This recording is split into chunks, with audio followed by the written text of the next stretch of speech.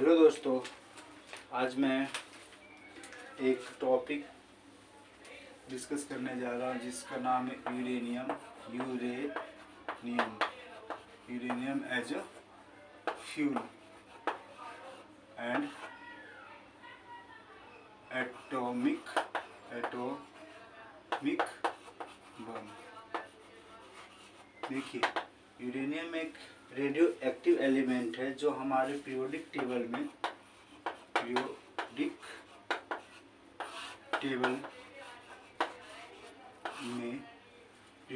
में पाया जाता है। आपको पता होना चाहिए रेडियो एक्टिव एलिमेंट कौन से होते हैं। मैं बता देता हूँ। रेडियो एक्टिव एलिमेंट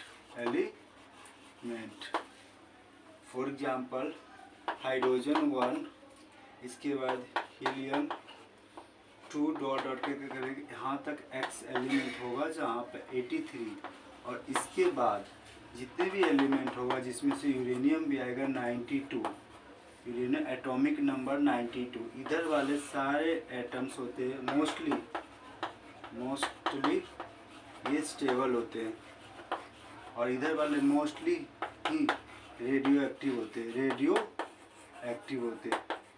इनमें फ़र्क क्या होता है? मोस्टली स्टेबल होता है। अगर इसे आप ऐसे ही छोड़ देंगे, नेचर में छोड़ देंगे, एक्सेप्ट सोडियम और पोटासियम है, इनमें भी है, अगर छोड़ देंगे तो इनमें से ये अपने लाइफ को डीके नहीं कर पाते, यानी कि अपने लाइफ को धीरे धीरे रेडिएशन के थ्रू कम नहीं कर पाते। बट इन एलिमेंटों को जब आप ऐसे छोड़ देंगे ओपन में, तो ये अपने लाइफ को, अपने मास को धीरे धीरे कम करते जाएंगे, और एक ऐसा टाइम आएगा कि ये इनका जो मास है वो ख़त्म हो जाता है या कह सकते हैं इनका लॉस हो जाता है।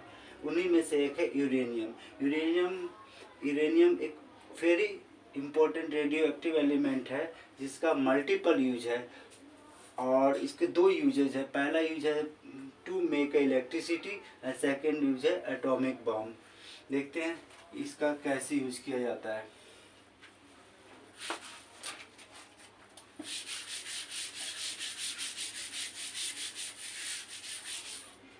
नेचर में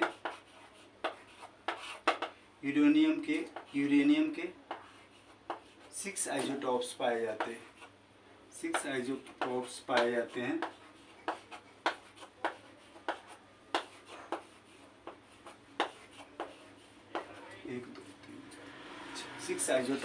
आइसोटॉप्स क्या होता है, ध्यान रखना। इसके एटॉमिक नंबर सेम्स होते हैं, मास आर डिफरेंट होते हैं। अब इसमें यूरेनियम 238, 235, 233 ...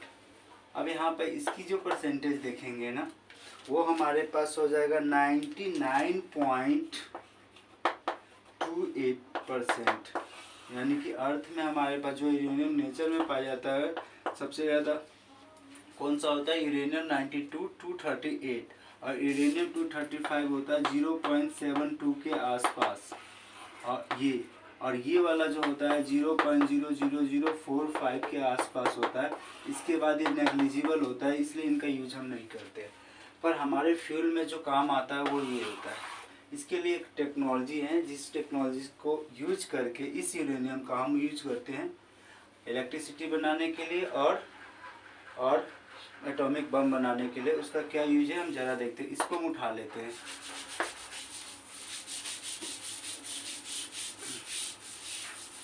यूरेनियम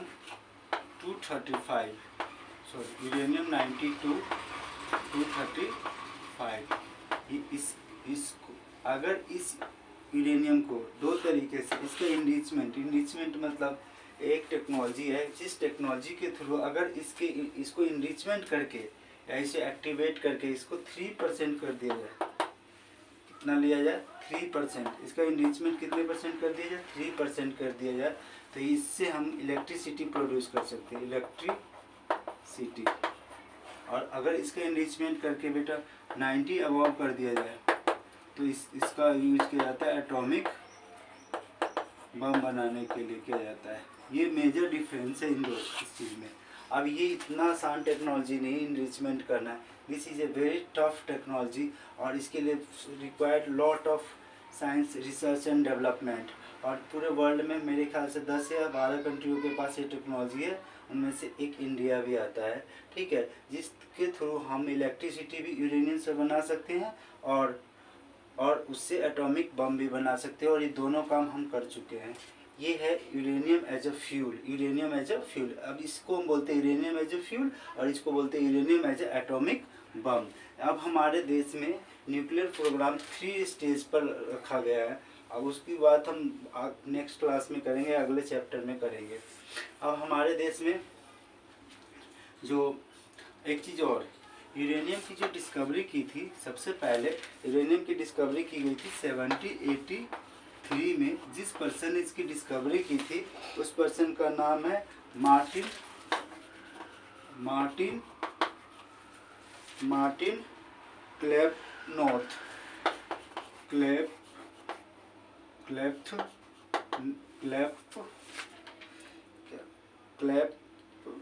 क्लैपनोथ।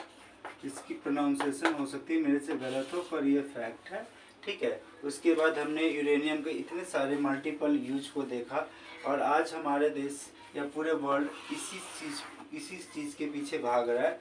2 ही चीज़ के पीछे भागते, फ्यूल, मनी एंड AI।